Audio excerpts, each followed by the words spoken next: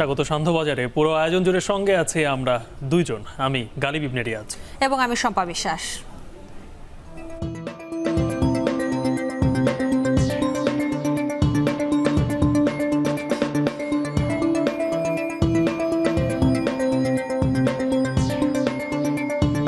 পর্যায়ক্রমে ইউনিয়ন কাউন্সিলের নির্বাচন, পৌরসভার নির্বাচন, সিটি কর্পোরেশন নির্বাচন, জাতীয় সংসদের নির্বাচন, উপজেলা নির্বাচন, এগুলির একটা সম্ভাব্য ডেট ঘোষণা করো। একটা রোড ম্যাপের ব্যাপারেও আমরা তাদের সাথে আলোচনা করেছি, সেই শব্দটা আমরা ব্যবহার করেছি খুব শীঘ্র। গণতন্ত্র প্রতিষ্ঠিত করার জন্য তত্ত্বাবধায়ক সরকার পুনর্বহাল করতে হবে, আর দুইবারের বেশি প্রাইম মিনিস্টার থাকতে পারবে না। অযথা কাল বিলম্ব না করেন নির্বাচনের আয়োজন করেন, সেই বিষয়টি আমরা বলেছি এবং মাননীয় প্রধান উপদেষ্টাও এই কথার সঙ্গে একমত পোষণ করেছেন। গালিব, নির্বাচনের জন্য অযৌক্তিক সময় নষ্ট করবে না অন্তর্বর্তী সরকার। যমুনায় প্রধান উপদেষ্টার সঙ্গে বৈঠক শেষে এমনটাই জানিয়েছেন 7টি সমমনা ইসলামী দলসহ যেসব রাজনৈতিক দল আছে তারা। এবং তারা বলছে যে নির্বাচনের যে ব্যবস্থা সেটাকে সংস্কার করতে হবে এবং সেই সাথে ইসি পুনর্গঠনের বিষয়টি তারা জোরভাবে উল্লেখ করেছেন।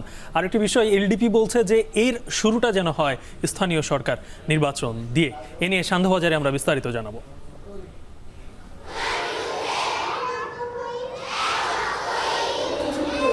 যে মুদ্রণ প্রতিষ্ঠানগুলোতে আগামী বছরের নতুন পাঠ্য বই ছাপাতে চরম ব্যস্ত থাকার কথা, সেখানে এখন এভাবেই পিনপতন নীরবতা।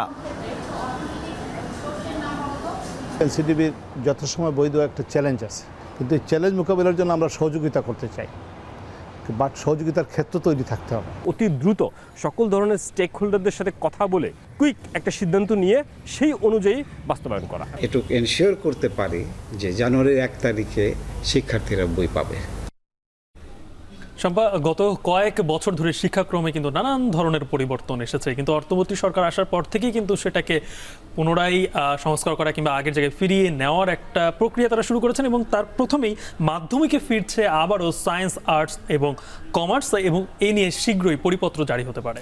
গালিব, সেই সাথে 8ম শ্রেণী পর্যন্ত সংশোধন হচ্ছে নতুন শিক্ষাক্রম, পাশাপাশি আগামী শিক্ষাবর্ষে নতুন এবং যে পুরনো শিক্ষাক্রম রয়েছে সেই পুরনো শিক্ষাক্রমে ছাপা হবে 9ম এবং 10ম শ্রেণীর বই।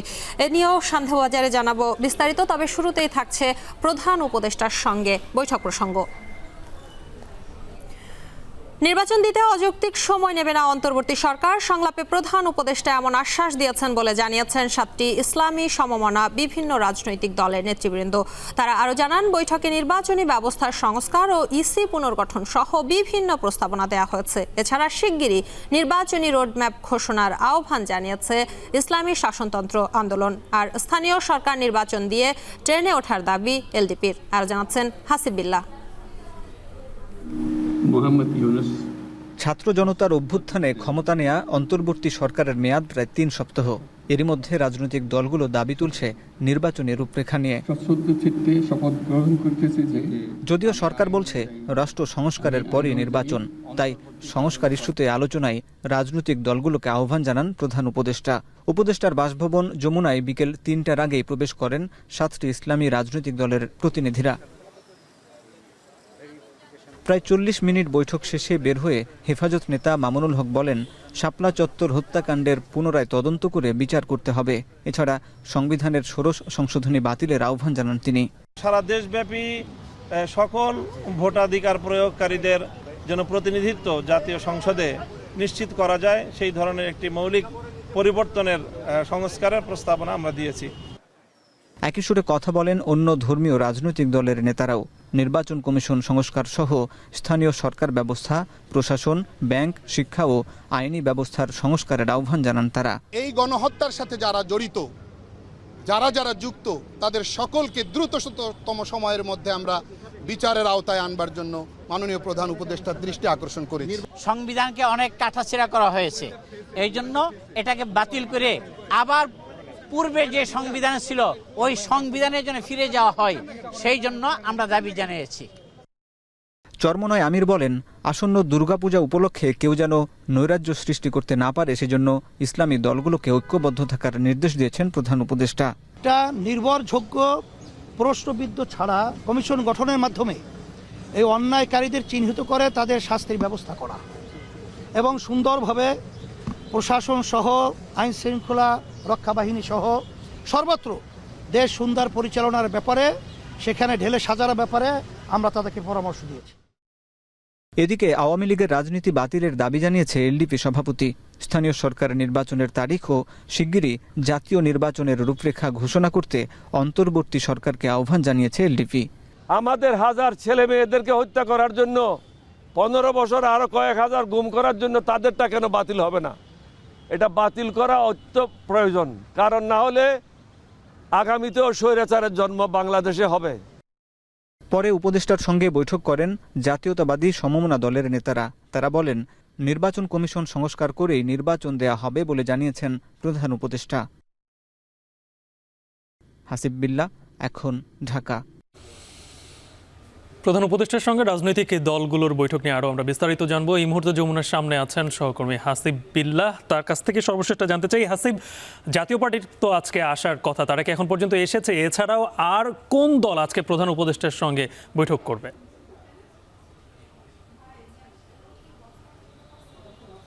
গালিব, ইতিমধ্যে বেশিরভাগ রাজনৈতিক দল আজ এই অন্তর্বর্তী সরকারের প্রধান উপদেষ্টার সঙ্গে বৈঠক করেছেন। বিশেষ করে এখন এই মুহূর্তে বৈঠক করছেন গণফোরাম। কিছুক্ষণ আগে গণফোরামের একটি প্রতিনিধি দল প্রবেশ করেছে, সেখানে ডক্টর কামাল হোসেন আছেন। এরপর 7:30টার দিকে জাতীয় পার্টির একটি প্রতিনিধি দল এই যমুনায় প্রবেশ করবেন, সেখানে উপদেষ্টারা রয়েছেন। উপদেষ্টা আছেন অন্তর্বর্তীকালীন সরকারের প্রধান উপদেষ্টা ডক্টর ইউনূস, এবং একই সঙ্গে রয়েছেন আদিলুর রহমান রয়েছেন, উপদেষ্টা নাহিদ ইসলাম রয়েছেন। এবং একই সঙ্গে আজকে আপনি জানেন যে বিকেল 3টা থেকে এই এখন পর্যন্ত বিভিন্ন আলাদা আলাদাভাবে রাজনৈতিক দলগুলোর সঙ্গে বৈঠক করছেন এই অন্তর্বর্তী সরকারের উপদেষ্টারা। মূলত আগামী নির্বাচনের একটি রোডম্যাপ নিয়েই বেশি আলোচনায় আসছে, যে এই নির্বাচনটা কখন নাগাদ হতে পারে এবং সেটার একটি নির্বাচনী রোডম্যাপ। যদিও সরকার বলছে একটা তারা সংস্কার করতে চায়, রাষ্ট্রের আরও যে বিভিন্ন জায়গায় খাদ রয়েছে যেখান থেকে আসলে কেউ যেন আবার স্বৈরাচার হতে না পারে, এবং এই রাষ্ট্রের সকল কাঠামো যেন সুন্দরভাবে গঠন করা যায়। এই জন্য রাজনৈতিক দলগুলোর কাছ থেকে বিভিন্ন পরামর্শ নেওয়া হচ্ছে, তারা বিভিন্ন প্রস্তাব দিচ্ছেন। আজ শুরুতেই বিকেল 3টার দিকে 7টা ইসলামী সমমনা রাজনৈতিক দল বৈঠক করেছেন, এবং সেখান থেকে বের হয়ে মামুনুল হক বলেছেন যে হেফাজতের যেসব শাপলা চত্বরে যারা নিহত হয়েছেন তাদের বিচার সহ এই কোটা আন্দোলন থেকে শুরু করে এই 15 বছরে যত হত্যাকাণ্ড হয়েছে সেগুলোর বিচার করতে হবে, এবং এই শেখ হাসিনাকে দেশে এনে বিচার করে দ্রুততম সময়ের মধ্যে একটি তদন্ত কমিশন গঠন করতে হবে এবং দ্রুত ট্রাইব্যুনালের মাধ্যমে বিচার করতে হবে। এবং একই সঙ্গে এরপরে এলডিপির চেয়ারম্যান কথা বলেছেন, এখন গণফোরাম বৈঠক করছেন। আসলে বিএনপি যেহেতু এর আগে বৃহস্পতিবার বৈঠক করেছে, এরপরে বিভিন্ন যে রাজনৈতিক দলগুলো আছে পর্যায়ক্রমে সেই রাজনৈতিক দলগুলোর কাছ থেকে একটা প্রস্তাবনা নেওয়া হবে, এবং পরবর্তীতে এই সরকার একটা শিগগিরই একটি রূপরেখা দেবে। এই ছিল এই যমুনার সামনে থেকে সবশেষ খবর। গালিব, প্রধান উপদেষ্টার সঙ্গে রাজনৈতিক দলগুলোর বৈঠকের সর্বশেষ জানাচ্ছিলেন সহকর্মী হাসিব বিল্লাহ। এদিকে বিএনপি মহাসচিব মির্জা ফখরুল ইসলাম আলমগীর বলেছেন, নির্বাচনের পরিবেশ সৃষ্টি করতেই দায়িত্ব নিয়েছে অন্তর্বর্তী সরকার। তিনি আশা করেন দ্রুত জনগণের সরকারের হাতে ক্ষমতা হস্তান্তর করতে হবে। কুমিল্লায় ত্রাণ বিতরণ কার্যক্রমে অংশ নিয়ে কথা বলেন বিএনপি মহাসচিব। কুমিল্লার লালমায়ের ছোট শরীফপুর উচ্চ বিদ্যালয় মাঠে বিএনপির ত্রাণ বিতরণ শেষে তিনি আরও বলেন, নির্বাচনের মধ্য দিয়ে জনগণের কাছে ক্ষমতা হস্তান্তর করতে হবে। মির্জা ফখরুলের আশা, বর্তমান অন্তর্বর্তী সরকার জনগণের দাবি অনুযায়ী জনগণের সরকারের হাতেই ক্ষমতা হস্তান্তর করবে। আর উল্লেখ করেন তিনি, একটি মহল ছাত্র জনতার বিজয়কে নৎসাতের অপচেষ্টায় লিপ্ত, তাদেরকে প্রতিহত করতে নেতাকর্মীদের তৎপর থাকার আহ্বান জানান তিনি। আমরা বন্যা দুর্গত মানুষের পাশে দাঁড়াতে এসেছি, আমরা দাঁড়াবো। আরেকটা কথা আমি বলতে চাই, এই নতুন সরকার মাত্র 20-22 দিন বয়স হয়েছে, একে আমাদের সময় দিতে হবে যে সে যেন একটা সুষ্ঠু নির্বাচন করার মতো পরিবেশ তৈরি করতে পারে, তাই না? জনগণের যে দাবি, জনগণের প্রতিনিধির হাতে ক্ষমতা তুলে দিতে হবে, জনগণের সরকারের হাতে ক্ষমতা দিতে হবে। আওয়ামী সরকারের পতনের মধ্য দিয়ে বাক স্বাধীনতা ফিরলেও গণতান্ত্রিক রাষ্ট্র পেতে বদলে ফেলতে হবে সংবিধানও। তবে নতুন করে সংবিধান লিখতে হবে নাকি সংশোধন করতে হবে উঠে আসছে সে প্রশ্ন। তাই আওয়ামী লীগ সরকারের পঞ্চদশ সংশোধনীর চাইতেও বড় সক্ষমতা নিয়ে সংশোধনী বাস্তবায়নে অন্তর্বর্তী সরকারের কাছে জাতীয় সম্মেলন ও গণপরিষদ নির্বাচন চাচ্ছেন বিশেষজ্ঞরা। বিস্তারিত প্রতিবেদনে। স্বাধীনতার পর থেকেই সংশোধনের নামে বারবার কাটাছেঁড়া হয়েছে বাংলাদেশের সংবিধান। তবুও ফেরেনি গণতন্ত্র, বরং নানা সংশোধনীর মাধ্যমে চেপে বসেছে কর্তৃত্ববাদী শাসন। 5 আগস্টের গণ অভ্যুত্থানের মধ্য দিয়ে অবসান হয়েছে দীর্ঘদিনের শিকল পড়া যুগের। পালাবদলের ইতিহাসে সে যুগ যেন আর না ফেরে, সেজন্য এখন আলোচনায় উঠে আসছে দেশ পুনর্গঠনের জন্য জনগণতান্ত্রিক সংবিধান প্রণয়নের। রাজধানীর BIISS মিলনায়তনে গভর্নেন্স স্টাডিজ CGS এর গণতন্ত্র পুনর্গঠনের জন্য সংলাপে বক্তারা বলেন, বর্তমান সংবিধান শেখ হাসিনার সংশোধিত একনায়কতান্ত্রিক রাষ্ট্রকাঠামো গড়ে তোলার সহায়ক। ফলে কিছু ধারা সংশোধন করলেও এর থেকে পরিত্রাণ অসম্ভব। তাই প্রেক্ষাপট বিবেচনায় রেখে 24-এর গণঅভ্যুত্থানে 72-এর শক্তি ফেরাতে গণপরিষদ গঠনের দাবি আলোচকদের। একটা রাজনৈতিক দলের ভিতরে ঢুকে গেছে, সেখান থেকে বের করে 1971-এর পিপলস উইলকে আমি কিভাবে 24-এর পিপলস উইলের সাথে কানেক্ট করব, সেই রাজনৈতিক প্রস্তাবনাও আমাদের থাকতে হবে এবং ওই রাজনৈতিক প্রস্তাবনাটাকেই কনস্টিটিউশনে ট্রান্সলেটেড করতে হবে। রাষ্ট্র মেরামত বলতে তারা যে বর্তমান সরকার কি বুঝছে, তাদের এটার ইন্টারপ্রিটেশনটা কি, তার ভিত্তিতে তারা যদি একটা রূপরেখা তৈরি করেন, অন্তত একটা ভিশন তৈরি করেন এবং সবাই নিয়ে করতে পারেন। দি party chief of parliament and chief of state, আপনি সব পৃথিবীর সবচেয়ে বেশি সাম্যবাদী লোক যেটা আপনি মনে করেন, ওই লোকও আপনার টাইরেন্ট হতে বাধ্য। পুনর্লিখন কিংবা পরিমার্জন যে কোনোটিতেই মাথায় রাখতে হবে অসংশোধনযোগ্য 1/3 বিধান। তবে মত প্রকাশের স্বাধীনতা ফেরাতে ও গণতন্ত্র রক্ষায় সংবিধান সংশোধনের বিকল্প দেখছেন না বিশ্লেষকরা। মত প্রকাশের সংখ্যালঘুর নিশ্চয়তা বিধানই হচ্ছে গণতন্ত্র। আমাদেরকে সেই গণতান্ত্রিক পুনর্গঠনের জন্য সংবিধানে হাত দেওয়া ছাড়া আমি আর কোনো পথ দেখতে পাচ্ছি না। বেনিফিশিয়ারি হচ্ছে জনগণ, আর সেটলার অব দি ট্রাস্ট হচ্ছে এই ছাত্র জনতার যে গণ অভ্যুত্থান। সুতরাং আমাদেরকে এই ছাত্র জনতার কাছেই ফিরে যেতে হবে এই সম্পূর্ণ বিষয়ে সিদ্ধান্ত দেওয়ার জন্য। নতুন সংবিধান রচনা বা সংশোধন যাই হোক, জাতীয় সম্মেলনের মাধ্যমে দেশের সব স্তরের জনগণকে সুযোগ দেওয়ার দাবি দেশের গণতন্ত্রকামীদের।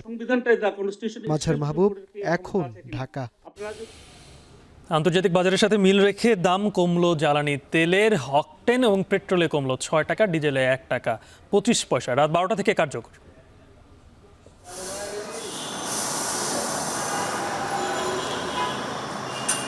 ডিজেলের দাম 106 টাকা 75 পয়সা থেকে 105 টাকা 50 পয়সা, মানে 1 টাকা 25 পয়সা পার লিটারে কমাচ্ছে। অকটেনের দাম 131 টাকা থেকে 125 টাকা, মানে 6 টাকা কমাচ্ছে। পেট্রোলের দাম 127 টাকা থেকে 121 টাকা, সেটাও 6 টাকা কমাচ্ছে। ভবিষ্যতে আমাদের চেষ্টা থাকবে যাতে আমরা এটাকে আরো কমাতে পারি। আন্তর্জাতিক বাজারের সঙ্গে লিঙ্কড, তো এটা যে আবার বাড়বে না এটা কিন্তু নিশ্চয়তা দিতে পারবো না। এনে বিস্তারিত থাকছে কিছুক্ষণ পরেই। গালিব, আসছে 2025 যে শিক্ষাবর্ষ, অর্থাৎ 2025 শিক্ষাবর্ষ, সেখানে পুরনো শিক্ষাক্রমের আলোকেই ছাপা হবে নবম এবং দশম শ্রেণীর যে পাঠ্য বই সেগুলো। পাশাপাশি পরিবর্তন আসবে মূল্যায়ন পদ্ধতিতে। তবে নানা অসঙ্গতির এই যে সংস্কার এবং পরিমার্জন, সেটির কারণে নতুন শিক্ষাক্রমেই থাকছে অন্য সব শ্রেণীর বই। কিন্তু সম্পা, এখানে যেটা জটিলতা তৈরি হয়েছে যে 6টি শ্রেণীর বইয়ের ইতিমধ্যে কিন্তু টেন্ডার হয়ে গেছে এবং সেটা যেহেতু পরিমার্জন আবার শুরু হয়েছে, তাই মুদ্রণ কিন্তু শুরু করা যাচ্ছে না। তাই মুদ্রণ ব্যবসায়ীর সাথে সংশ্লিষ্ট যারা আছেন তারা বলছেন যে দ্রুত যদি এটা করা না যায়, তাহলে জানুয়ারিতে যে প্রত্যেকের হাতে বই পৌঁছে দেওয়া সেটি আসলে সম্ভব নাও হতে পারে। এ নিয়ে ফরহাদ বিন নূরের একটি প্রতিবেদন রয়েছে। যে মুদ্রণ প্রতিষ্ঠানগুলোতে আগামী বছরের নতুন পাঠ্য বই ছাপাতে চরম ব্যস্ত থাকার কথা, সেখানে এখন এভাবেই পিনপতন নীরবতা। মুদ্রণ যন্ত্রের কোনো শব্দ নেই, বই বাধাইয়ের কোনো বালাই নেই শ্রমিকের ঘাম ঝরানো ব্যস্ততাও। জানার চেষ্টা করব 2025 সালের নতুন পাঠ্য বই ছাপানোর প্রক্রিয়া এখন কোন পর্যায়ে আছে, আর নতুন শিক্ষাক্রম নাকি পুরনো শিক্ষাক্রমের বই ছাপানো হবে, জানবো সেটিও। ছাত্র জনতার আন্দোলনের মুখে আওয়ামী লীগ সরকারের পতনে প্রশাসনিক সংস্কারের আকাঙ্ক্ষায় যখন চলছে নানা রদবদল, তখন সংস্কারের ঢেউ লেগেছে শিক্ষাতেও। 2023 সাল থেকে বাস্তবায়ন শুরু হওয়া নতুন শিক্ষাক্রমের মূল্যায়ন পদ্ধতি সহ নানা অসঙ্গতি নিয়ে আলোচনা সমালোচনা তুঙ্গে শুরু থেকেই। একাধিক নির্ভরযোগ্য সূত্র থেকে জানা গেছে, নতুন শিক্ষাক্রমের পাঠ্যবইয়ের ছবি ও বিষয়বস্তু সহ যেসব সমস্যা আছে তা পরিমার্জন শেষে পাণ্ডুলিপি শিগগিরই মুদ্রণে পাঠানো হবে। তবে এর আওতায় থাকবে না নবম-দশম শ্রেণী। পাঠ্যপুস্তক বোর্ডের একাধিক কর্মকর্তা জানিয়েছেন, নবম-দশম শ্রেণীর জন্য পুরনো শিক্ষাক্রমেই পাঠ্যবই ছাপানো হবে। থাকবে বিজ্ঞান, মানবিক ও ব্যবসায় শিক্ষা বিভাগও। চলতি শিক্ষাবর্ষে যারা নবম শ্রেণীতে বিভাগহীন নতুন শিক্ষাক্রমের বই পড়ছে, আগামী বছর দশম শ্রেণীতে তাদের পুরনো শিক্ষাক্রমের বই দেওয়া হবে। 2026 সালে তাদের এসএসসি ও সমমানের পরীক্ষা নেওয়া হবে সংক্ষিপ্ত সিলেবাসে। চলতি শিক্ষাবর্ষে প্রাথমিক ও মাধ্যমিকের 3,81,00,000-এর বেশি শিক্ষার্থীর মাঝে প্রায় 31 কোটি বিনামূল্যের পাঠ্য বই বিতরণ করে সরকার, যেখানে খরচ প্রায় 1200 কোটি টাকা। 2025 সালের জন্য প্রায় 35 কোটি পাঠ্য বই বিতরণের লক্ষ্য, যেখানে 1400 কোটি টাকার বেশি ব্যয় করতে হবে সরকারকে।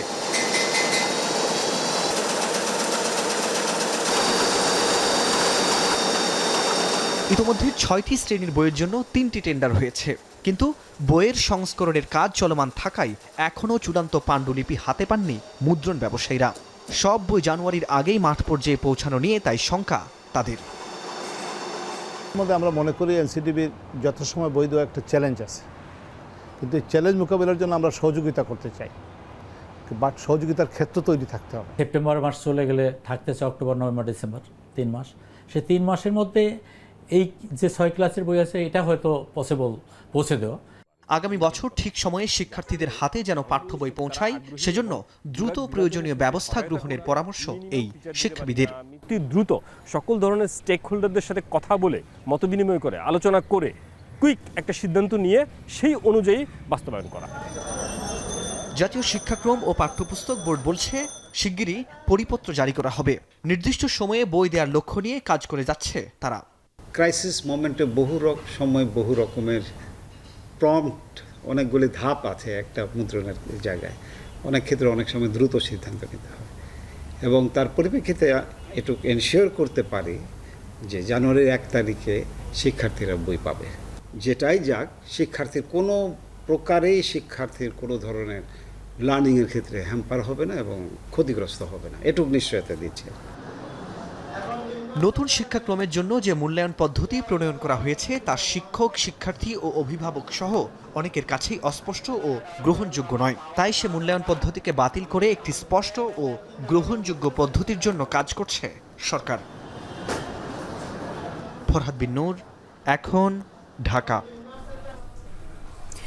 গালিব, অন্তর্বর্তী সরকার দায়িত্ব নেওয়ার পর প্রথমবারের মতো জ্বালানি তেলের দাম কমেছে এবং ইউনূস সরকারের এই প্রথমবারের মতো ভোক্তা পর্যায়ে প্রভাব পড়ে এমন কোনো সিদ্ধান্ত ছিল এটি। আমরা যদি একটু বলি গালিব, সেক্ষেত্রে পেট্রোল এবং অকটেনে 6 টাকা কমিয়ে লিটার বিক্রি হবে 121 টাকা এবং 125 টাকা। আর এদিকে ডিজেলের দাম 1 টাকা 25 পয়সা কমে নির্ধারণ করা হয়েছে 105 টাকা। আজকে মধ্যরাত থেকেই সেই দাম কার্যকর শুরু হবে এবং এই যে দাম কমলো এটা কিন্তু স্বাগত জানিয়েছেন সাধারণ ভোক্তারা। এ নিয়ে বিস্তারিত থাকছে প্রতিবেদনে। বিশ্ববাজারের সাথে সামঞ্জস্য রেখে দেশে জ্বালানি তেলের দাম কমালো সরকার। নতুন দরে ডিজেল ও কেরোসিনের দাম লিটারে 1 টাকা 25 পয়সা কমিয়ে 105 টাকা 50 পয়সা, পেট্রোলের দাম 6 টাকা কমিয়ে 121 এবং অকটেনের দাম লিটারে 6 টাকা কমিয়ে 125 টাকা নির্ধারণ করেছে সরকার। বিগত সরকারের আমলে বিশ্বব্যাপী জ্বালানি তেলের দাম নিম্নমুখী হলেও সরকার দাম সমন্বয়ের কথা বলেও দফায় দফায় দাম বাড়াতে থাকে। বাংলাদেশ এনার্জি রেগুলেটরি কমিশনকে অকার্যকর করতে সরকারকে ভোক্তা পর্যায়ে জ্বালানি তেল, বিদ্যুৎ ও গ্যাসের দাম নির্ধারণ, পুনর্নির্ধারণ ও সমন্বয়ের ক্ষমতা দিয়ে বাংলাদেশ এনার্জি রেগুলেটরি কমিশন সংশোধন অধ্যাদেশ 2022 জারি করে, যেখানে ট্যারিফ নির্ধারণ, পুনর্নির্ধারণ বা সমন্বয়ে সরকারের ক্ষমতা শিরোনামে 34 ক ধারা যুক্ত করা হয়। পরে সেটি আইনে পরিণত করে দফায় দফায় বাড়াতে থাকে বিদ্যুৎ ও তেলের দাম। পরে অন্তর্বর্তী সরকার গঠনের পর নির্বাহী আদেশে জ্বালানি তেল, গ্যাস ও বিদ্যুতের দাম বাড়ানোর বিধান বাতিল করে অধ্যাদেশ জারি করে বাংলাদেশ এনার্জি রেগুলেটরি কমিশন আইন 2003 সংশোধন করে অধ্যাদেশে নির্বাহী আদেশে তেল, গ্যাস ও বিদ্যুতের দাম বাড়ানোর 34 ক ধারা বিলুপ্ত করে এবং গণশুনানির মাধ্যমে দাম নির্ধারণের সিদ্ধান্ত হয়। শনিবার সকাল 11টার দিকে খুলনার খালিশপুরে নির্মাণাধীন Rupsha 800 megawatt combined cycle power plant প্রকল্প পরিদর্শন করেন বিদ্যুৎ, জ্বালানি ও খনিজ সম্পদ উপদেষ্টা ফাউজুল কবির খান। পরে জ্বালানি তেলের দাম কমানোর কথা জানান তিনি। ডিজেলের দাম 106 টাকা 75 পয়সা থেকে 105 টাকা 50 পয়সা, মানে 1 টাকা 25 পয়সা পার লিটারে কমাচ্ছে। অকটেনের দাম 131 টাকা থেকে 125 টাকা, মানে 6 টাকা কমাচ্ছে। পেট্রোলের দাম 127 টাকা থেকে 121 টাকা, সেটাও 6 টাকা কমাচ্ছে। যদি জ্বালানি মূল্য যদি স্থিতিশীল থাকে, আমরা ওই দক্ষতা বৃদ্ধির মাধ্যমে ওই যে প্রকিউরমেন্ট প্রাইস, কারণ এখন তো আমাদের একটা প্রকিউরমেন্ট প্রাইস তো অলরেডি আছে, তো সেটাকে তো আমি তো পরিবর্তন করতে পারবো না। এ সময় নিম্ন আয়ের দেশ থেকে মধ্যম আয়ের দেশে পরিণত হওয়ার বিষয়টি ভ্রান্তি বলে মন্তব্য করেন ফাউজুল কবির খান। বলেন, রূপসা 800 মেগাওয়াট কম্বাইন্ড সাইকেল পাওয়ার প্ল্যান্টকে কাদের সুবিধার জন্য করা হয়েছে তা স্পষ্ট নয়। ভ্রান্তি বলছে এই কারণে যে আমাদের এই পাওয়ার প্ল্যান্টটা হয়েছে, এটা প্রায় 9,000 কোটি টাকা, 8,000 কত কোটি টাকা। তো এখন আপনি যদি জিডিপির হিসাবে, তো এটা 8,000 কত কোটি টাকা যোগ হয়েছে, তো তাহলে আপনার জিডিপি বাড়ছে, কিন্তু এই জিডিপি পরে আপনাদের কোনো লাভ হয়েছে? এই পাওয়ার প্ল্যান্ট তো খুব সহসা কোনো বিদ্যুৎ উৎপাদন করতে পারবে বলে মনে হচ্ছে না। তো এই পাওয়ার প্ল্যান্টটা কি হওয়া উচিত ছিল এখানে? এদিকে জ্বালানি তেলের দাম কমার খবরে স্বস্তি প্রকাশ করেছেন সাধারণ ভোক্তারা। পাশাপাশি অন্যান্য পণ্যের দাম কমানোরও দাবি জানান তারা। অনেক ভালো লাগতেছে শুনে, আমি জানলে তেল ভরতাম না, রাত্রেই ভরতাম। সেটা অনেক চাপ পড়ে গেছিল, এখন কমাচ্ছে। এখন পুরো বাংলাদেশের জনগণের জন্য এটা বেটার, যারা জ্বালানি তেল ইউজ করে তাদের জন্য এটা ভালো লক্ষণ। এটা মানে ট্রান্সপোর্টের ক্ষেত্রে খুব সুবিধা হবে। তবে তাৎক্ষণিক প্রতিক্রিয়া এভাবে জ্বালানি তেলের দাম কমানোকে অযৌক্তিক বলছেন ভোক্তা অধিকার নিয়ে কাজ করা সংগঠন ক্যাব। এই মূল্য আর গণশুনানি ছাড়াই নির্বাহী আদেশে সরকার নির্ধারণ করেছে, তাতে করে ভোক্তারা তারা জ্বালানি সুবিচার বঞ্চিত হয়েছে। সুতরাং এই অবস্থায় ভোক্তারা তাদের মৌলিক অধিকার থেকে ডিপ্রাইভ বা বঞ্চিত হয়েছে। সুতরাং এই মূল্য নির্ধারণ বা এই নির্ধারিত মূল্য বা এই যে মূল্য কমানো, সেটা ভোক্তাদের স্বার্থ সংরক্ষণ করে না। দেশে গত জুন থেকে প্রতি লিটার ডিজেল ও কেরোসিন বিক্রি হচ্ছে 106 টাকা 75 পয়সা দরে। অন্যদিকে অকটেন 131 টাকা ও পেট্রোল প্রতি লিটার 127 টাকা দরে বিক্রি হচ্ছে। বাংলাদেশে এবছর গেল মার্চ থেকে বিদ্যুৎ ও জ্বালানি তেলের দাম আন্তর্জাতিক বাজারের সাথে সমন্বয় করার সিদ্ধান্ত নেওয়া হয়, কিন্তু দেখা গেছে বিশ্ববাজারের কমলেও দেশে জ্বালানি তেলের দাম বাড়ানো হয়। মেহেরিন অ্যানি, এখন, ঢাকা। ধর্মের ভিত্তিতে জাতির মধ্যে বিভাজন সৃষ্টি করা জামাতের কাজ নয়, ধর্ম যার যার ব্যক্তিগত বিষয় বলে মন্তব্য করেছেন বাংলাদেশ জামায়াতে ইসলামের আমির ডাক্তার শফিকুর রহমান। রাজধানীর সেগুনবাগিচায় কচিকাচার মেলা মিলনায়তনে কবি, লেখক, শিল্পীদের সমাবেশে একথা বলেন তিনি। প্রত্যেকটি নাগরিক তার ন্যায্য অধিকার পাক। এখানে কোনো রাজনৈতিক জমিদারি আমরা বরদাস্ত করব না। রাজনীতিবিদরা হবেন জাতির স্রেফ সেবক, এর বাইরে তাদের কোনো পরিচয় নেই। রাজনীতিবিদরা কখনো দেশের মালিকানা দাবি করতে পারবেন না। যারা এই মালিকানা দাবি করেছেন, যুগে যুগে তারা চরমভাবে অপদস্থ হয়েছেন।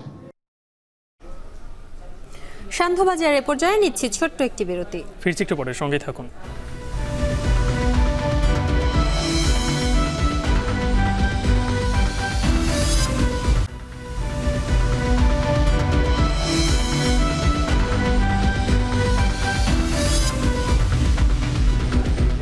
বিরতির পর ফিরে এলাম। আপনারা দেখছেন সান্ধ্যবাজার।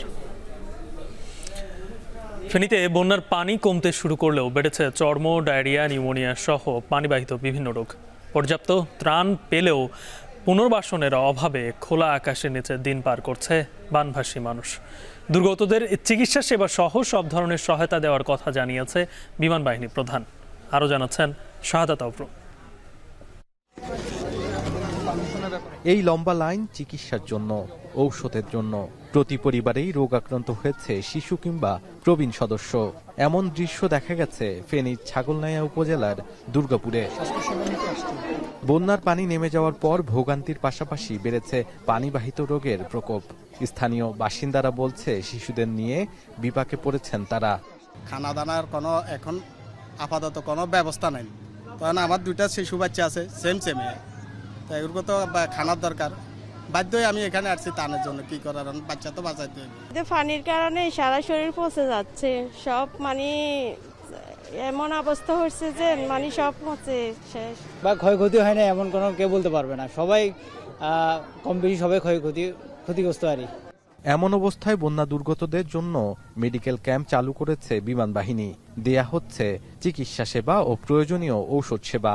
ডায়রিয়া, কলেরা এই জাতীয় রোগী আমরা বেশি পাচ্ছি, তার চেয়েও বেশি পাচ্ছি চর্মরোগে আক্রান্ত রোগী। বিভিন্ন বয়সের রোগী আমাদের কাছে আসছে, তবে বেশিরভাগ রোগী হচ্ছে বয়স্ক এবং বাচ্চা যারা আছে শিশু, এরা বেশি। শুক্রবার থেকে শুরু হওয়া এই কার্যক্রম পরিস্থিতি স্বাভাবিক না হওয়া পর্যন্ত চলবে বলে জানায় বিমান বাহিনী প্রধান।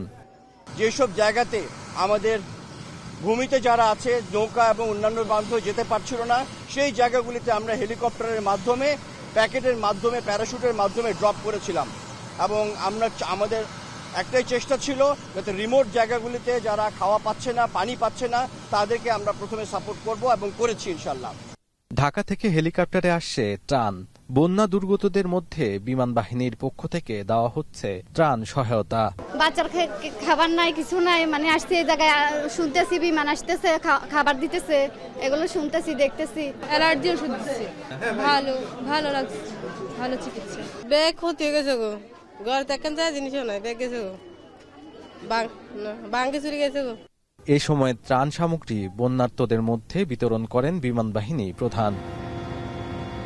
বন্যার পানি নেমে যাওয়ার সাথে সাথে প্রয়োজন হয় অতিরিক্ত ত্রাণ এবং একই সাথে দেখা দেয় বিভিন্ন ধরনের রোগবালাই, যার ফলে প্রয়োজন হয় নানা ধরনের ঔষধের। সেই ঔষধ সামগ্রী এবং ত্রাণ নিয়ে বিভিন্ন জেলায় হাজির হচ্ছে এই বিমান বাহিনী। বিমান বাহিনীর প্রধান বলেছে সব ধরনের ত্রাণ তাদের কাছে আছে, পর্যাপ্ত পরিমাণ খাবারও আছে। কোনো বন্যার্ত ব্যক্তি খাবারের অভাবে কখনোই ভুগবে না, এমনটাই আশ্বাস দিয়েছেন তিনি। শাহাদাত আফরো, এখন ফেনী।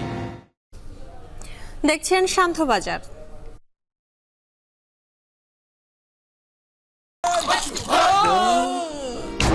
আমি এই চেয়ারে বসবো না। বাচ্চু ভাই, এই চেয়ারকে ভয় পেও না। ডেন্টিস্টের পরামর্শ নাও নতুন কোলগেট অ্যাক্টিভ সোল, যা দাঁতের সমস্যা শুরু হওয়া মাত্রই থামিয়ে দেয়। না থাকবে ব্যথা, না থাকবে ভয়। বানভাসীদের পাশে দাঁড়াতে ঢাকা বিশ্ববিদ্যালয়ের চারুকলা পরিবার আয়োজন করেছে 2 দিনের বকুলতলার গান। জনপ্রতি 200 টাকা মূল্যে পাওয়া যাচ্ছে প্রবেশের টিকিট। সমাপনী দিনের এ বিষয়ে সবশেষ খবর জানাতে যুক্ত হচ্ছেন সহকর্মী শাহিনুল ইসলাম সাগর। আয়োজন থেকে এখন পর্যন্ত কি পরিমাণ অর্থ সংগ্রহ হয়েছে এবং সেই অর্থ কিভাবে ব্যয় করা হবে, কি তথ্য আছে আপনার কাছে?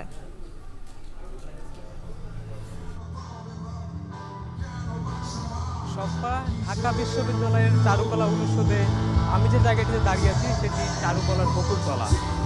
এখানকার অর্থাৎ চারুকলার অনুষদের যে শিক্ষার্থী তাদের নিজ উদ্যোগে 2 দিনের বকুলতলার গান শীর্ষক 2 দিনের সঙ্গীত আয়োজন অনুষ্ঠান করা হয়েছে, যেখানে আজকে দ্বিতীয় দিন।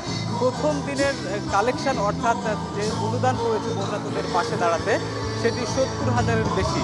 তবে একটা বিষয় আপনাকে জানিয়ে রাখি, প্রথম দিনের যে অনুদান এসছে অর্থাৎ প্রথম দিন কিন্তু এখানে টিকেটিং সিস্টেম ছিল না, অর্থাৎ মানুষ গানে যখন দর্শক আসে সেক্ষেত্রে যারা শ্রোতা থাকেন তারা অনুদানের কিছু বাক্স আছে, সেই বাক্সগুলোতে স্বেচ্ছায় কিছু টাকা দিত, সেই টাকাটা বানবাসীদের সহায়তার জন্য ব্যবহার করা হবে।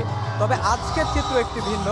আজকে টিকিটিং সিস্টেম করা হয়েছে, যেখানে টিকিটের প্রবেশ ফি হচ্ছে জন প্রতি 200 টাকা করে, অর্থাৎ 200 টাকার টিকিট বিনিময় নিলেই কেবল গান শুনতে পারবে। এবং এর ভেতরে আবার যারা অনুদানের যে বাক্সগুলো আছে সেগুলো এখানকার স্বেচ্ছাসেবক যারা আছে তারা নিয়ে যাচ্ছেন এক্ষেত্রে বন্যার্তদের পাশে দাঁড়াতে।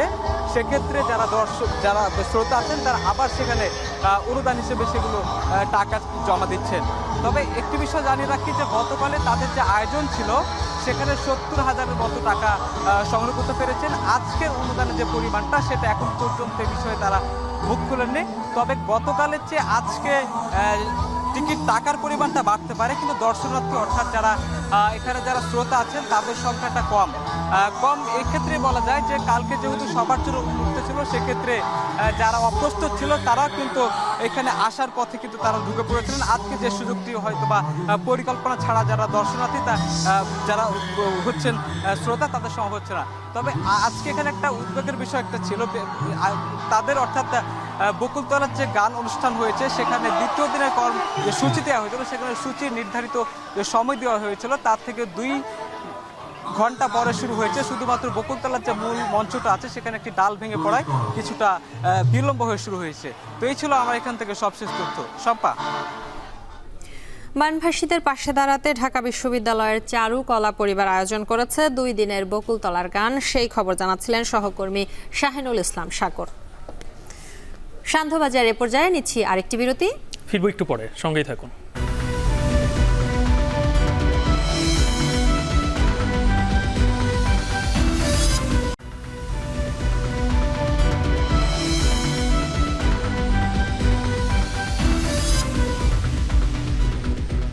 বিরতির পর ফিরে এলাম।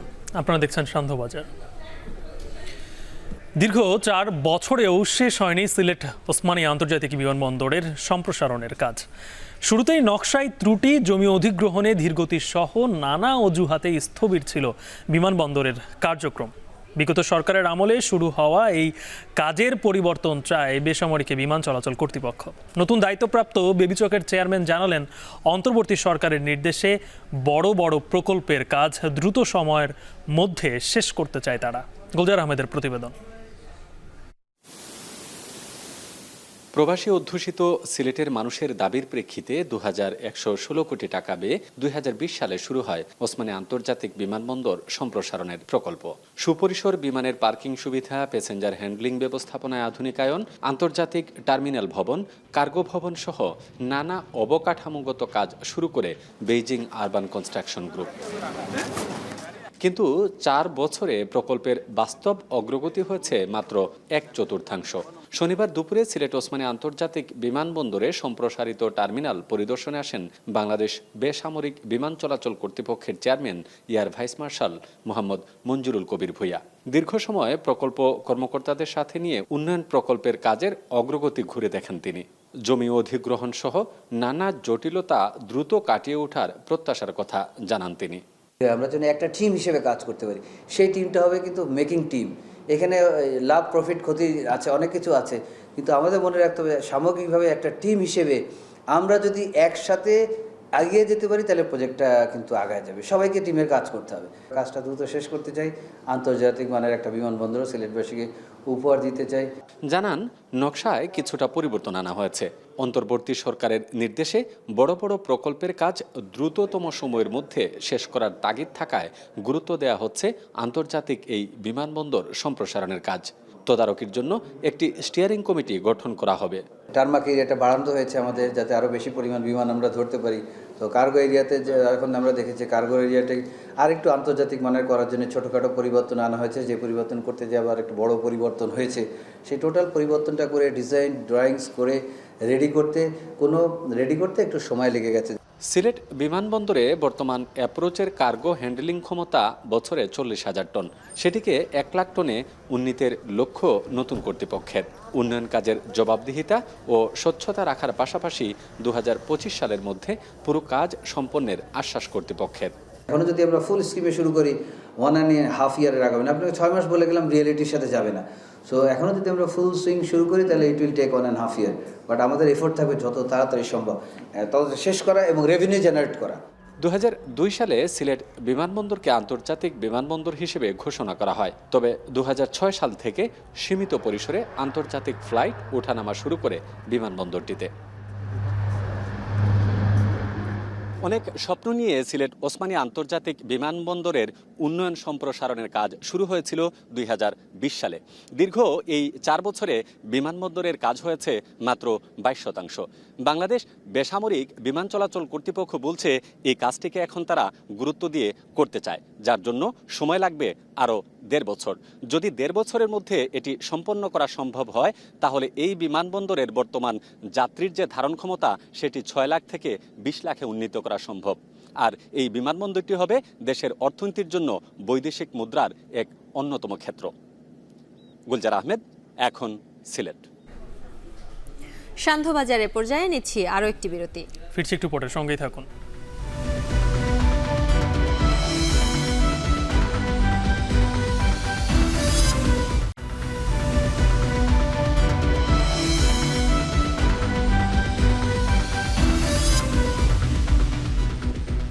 বিরতির পর আবারও ফিরে এলাম। আপনারা দেখছেন সান্ধ্যবাজার। দেশের ক্রিকেটের আরও খবর।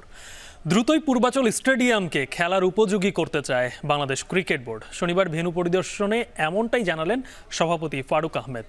আর মাঠ যে নৌকার আদলে হচ্ছে না সেটাও নিশ্চিত করলেন বিসিবির শীর্ষকর্তা। তবে সংস্কারের দায়িত্ব দেওয়া হবে আগের কনসালটেন্সি প্রতিষ্ঠানকেই। আরও জানাচ্ছেন এসকে শাওন।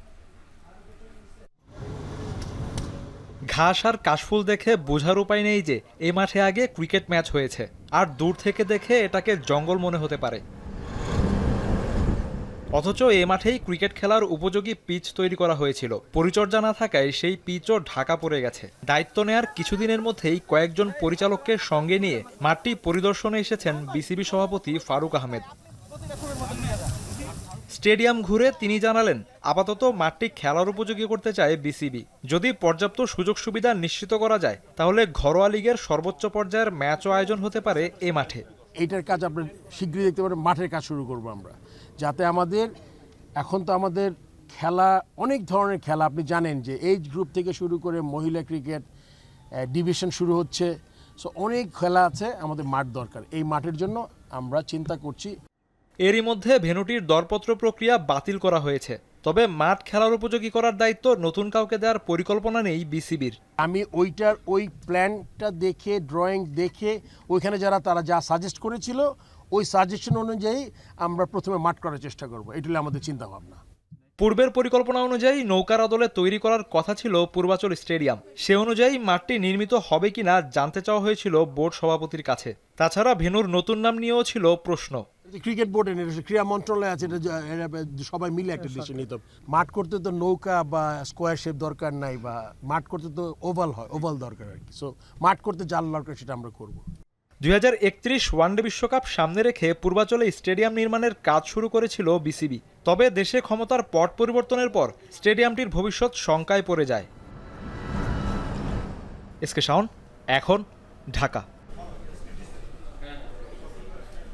এর সাথে শেষ করছি সান্ধ্যবাজার। এখন টেলিভিশন ওয়েবসাইটে দেখতে ভিজিট করুন www.ekhon.tv। ফেসবুকে চোখ রাখুন facebook.com/tv.ekhon, আর ইউটিউবে লাইভ দেখতে ভিজিট করুন youtube.com/c/ekhon TV।